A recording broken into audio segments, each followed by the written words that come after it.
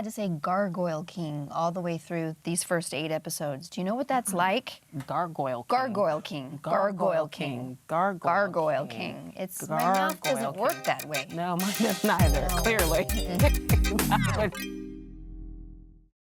Welcome to Couch Surfing, the show where our lovely guests look back at their big roles, their little roles, and everything in between. It's a lot of roles. That's a lot of roles. A lot of roles. And I'm here with Mädchen Amick. Mädchen, let's see what's on, shall we? Oh dear, yes. It's going to be fun. I'm afraid. Okay. I promise. All right. Here we go.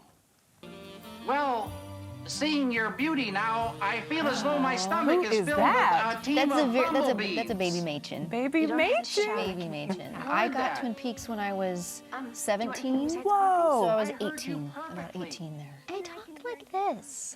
I guess I just didn't grow into my voice yet. Although David's got a pretty high voice. Well, and it's not just any David. That's David Lynch. David Lynch. Okay, so how did you end up in a David Lynch ABC series? Walk me through how this happened. Fresh from Reno, Nevada, came to LA at 16, started pounding the pavement, modeling music videos, commercials, anything I could get. And just in the next year, I had a casting director that just kept rooting for me. She was like, okay, you're inexperienced, but let's just keep trying to bring you in. And Joanna Ray was David Lynch's casting director, and she pretty much knows what David's gonna like. So she brought me in to meet him. Really? And pretty much in the room, he said, I'm doing a TV show. Do you want to be a part of it? Are you serious? And I was like, yeah, I think I do. Yeah, I'm going to go with a yes. Let's go with this, yes. Well, it's already been rebooted once. Will there be a reboot of a reboot? Everybody is really, really hoping for it. As far as I know, both Showtime and David have both said never say never. Okay. I think the door's open. And if you got a call? Oh, hell yeah. Okay. It's always a yes to David, no matter what. No matter what. You may not understand it, but you always say yes. All right. Next project. Okay, here we go. Okay, so... Why are you laughing? Sleepwalkers. Oh, so bad. So I was on a dolly. Okay. I had to stare into the lens and scream my head off you see, that first shot didn't have anything. So you were just screaming. So I'm just on the thing looking at the camera, just, no! It's... And your soul's being sucked out of you. Sucked out, and then I'm jamming things with my fingers, and I really always went for the eye for some reason. There are a lot of cats in this movie. And I didn't tell them, but I'm really allergic to cats. So what did you do? I decided to get most of the way through filming before I admitted to them that I was allergic to cats. And so you would go home with runny nose, eyes dripping, the whole thing. Yeah, there was a scene where I have to snuggle the cat at the end, and I was like, oh boy. So I finally was like, guys, what I'm just wondering is maybe we can shoot that scene last up at night and maybe on a Friday, just because I'm gonna be real messed up the next day. Oh my goodness. Yeah. The things you do for your art, right? A lot of Benadryl. A lot of Benadryl. This film has a huge cult following. It does. And you've been to a few midnight screenings and watched people watch this? Just like a few years ago, went to one of the screenings, and now I can watch it and see that it was just a lot of fun. A lot of fun. And the audience loves it, and they laugh, and so it was like they really embraced the campiness of it at the time. I thought it was supposed to be dark and sexy, like a vampire movie. Yeah. So I was making a whole nother movie. You were in a whole other project. I didn't know they were going camp. I was really taking it seriously. All right, up next. I love that story, by the way. I wasn't done. Actually, to find out what happened, you Oh. did. Thank you. If you're gonna bother to I call was me so the insult, you excited should at least wait for my to be assessment cast before on the releasing. legendary And your ER. assessment? Well, I was going to ask you, I mean, this was the biggest show on television. Yeah. And you play a social worker, Wendell Mead. Yep. And you were John Carter's love interest. Yep. And this was the last year that Noah Wiley was on, and there's a little bit of me that feels like, did I just make him call it quits? No, it was not your fault. I don't know. No. He was like 10 seasons in, and he just was like, done, I can't. But you dumped him. Your character dumped his character. Maybe I just broke his heart. You broke his heart. It was a love triangle between Tandy Newton and my character. So I was in good company. You were in good company.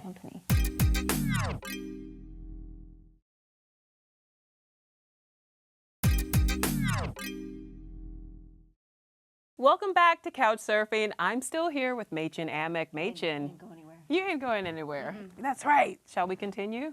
Okay. All right. You look good. Thanks. Yeah. I think I'm pretty much cast to always cause trouble in some way or another. Well, what does that say about you, Mädchen? Yeah. Just like to challenge me. Uh-huh. I don't think I'm anything like that. No. So you joined Gossip Girl in season 2, and this too was one of the hottest shows on television. Yeah. What made you want to join these crazy rich Caucasians? I was doing Californication in Los Angeles when I got cast in this, and somebody was like, "Are you going to be able?" I was like, "Yes, I can do it." So I would film Californication, get on a plane, and then film Gossip Girl without sleeping. But Chase Crawford was so adorable. He was so sweet. He's such a good boy. My very first scene with him was me sitting in his lap, making out with him in a car. And he was so nervous that he kept forgetting his lines. So I would kiss him, and then I would lean into his ear, and I'd feed him his lines. And he would say his line. It's so sweet. All right, up next. Oh, speaking of Californication. Californication. Oh my God, are you okay? It was fun. This was fun. David, I had known David have to get your name for quite a while. When I first came to Los Angeles, one of my first big auditions, test screenings, was with David before he had done anything. Before X-Files and Before everything. Red Shoe Diaries and everything. So his character intentionally gets hit by your car so he can flirt with you. What's the craziest thing someone has done to get your attention? In real life, Yeah. I think the craziest thing I can think of, and it's a big memory for me because I had first come to Los Angeles, and I was walking through the Beverly Center. Do you know the Beverly Center in LA? Yes. And somebody like in the next floor up, because there was these big cutouts, was screaming, "Hey, hey!" And I kept like, eventually I was like, "Are they screaming at me?" It turns out it's Nicolas Cage, What? and he was just trying to get my number. Are you serious? I was like, "Wow, random, or maybe not. Maybe that's what Hollywood's all about. You Nicolas just Cage. run into people." Yeah. Wow. And then Did you give him your number? No. But I did do a movie with him later, Trapped in Paradise, and of course I brought that up to him. I was like, "You know that you chased me down in a mall." And he goes, "Oh, I remember that. That was you?" And I was like, "Yep." That is the best story Yeah. ever. Nick. Okay, next up. Okay, what's up with you and cats? You know, but it was a fun character because I was playing a cat, I really wanted to always think about being feline, and so I would never sit on a couch or a chair the normal way. I'd always sit up on like the back of the couch, or like if I was at the dining room table, I would sit in the middle of the dining room table. I thought at some point somebody was going to say to me, "Okay, Mädchen, that's too far. You can't do that." But they didn't.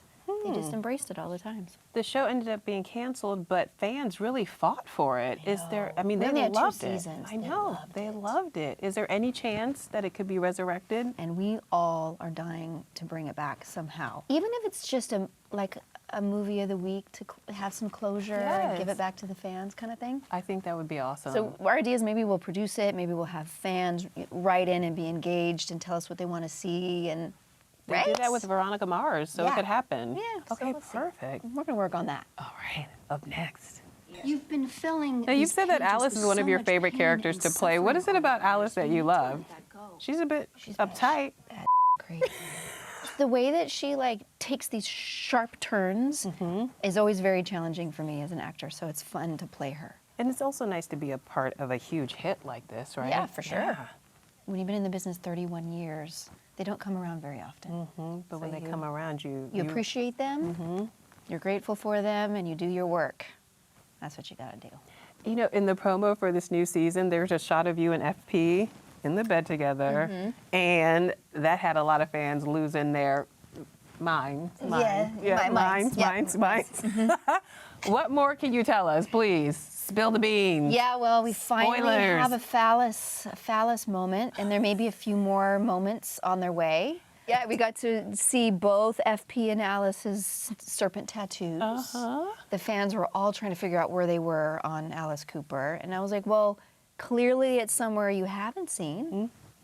So I put it just right here on my hip thigh. So what else can fans expect from this upcoming season? It has a really creepy kind of true detective feel to it. Ooh, I like that. You see the history of the parents a lot. There's a flashback episode where all of the younger actors play the parents as them younger. Really? So Lily got to play Alice as a teenager. So that's fun. I love that. All right, well, Mädchen, that's it. Well, thank you. That was awesome. Thank you. Thank you so Thanks for much. taking me down memory lane. Wasn't that fun? Great. You can catch Riverdale on Wednesdays at 8 on the CW. See you next week on Couchsurfing.